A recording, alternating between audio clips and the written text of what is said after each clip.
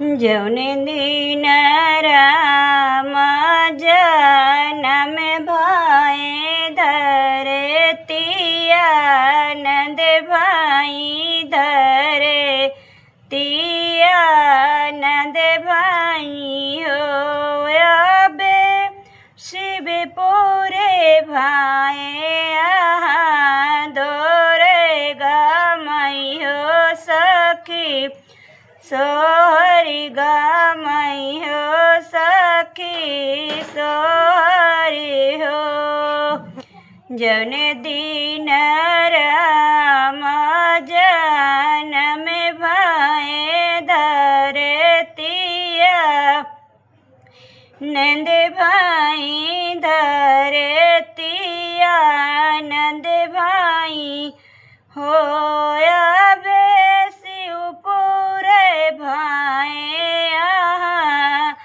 दौरे गमई हो सखी सोहरी गमई हो सखी सोहरी हो महल से निकले राजा दशरथ सखी यहाँ से कहने लगे सखियों से कहने लगे हो चुप रहा सखिया धीरे ने गावा सोहर धीरे ने बाजई बाधैया धीरे नी बाजई बाधैया अबे बराबर से जब रामा होई है तब ने बनी कल जई है बन कनी कल जई है हो महल से बोली माता कौशल्या सुना हो मोरी सखिया सुना हो मोरी सखिया हो सखिया चढ़ चढ़ बाज बाधैया चढ़े नी गावा सोहरी चढ़े नी गावा सोहरी हो घटे घाटे रामना हाई है ता चुंदाई झटकी है ता चुंद आई झटकी आई हो अब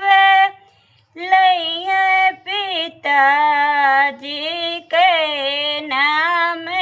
दोनों हो जाने तरब दोनों हो जाने तरबई हो अब लई है पिताजी के नाम दोनों हो जाने तरब दोनों हो जाने तरबई हो घट घटे राम नाई है ता चुंदाई झटकी है ता चुंदाई झटकी हो अबे लई है पिता आजी के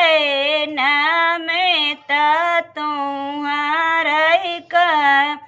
है ता तुम्हारा का है हो जौने दिन राम जनम भाई धरतिया नंद भाई धरतिया नंद भाई हो अबे शिवपुरे भाई दौरे गमई हो सखी सोहरी गमई સો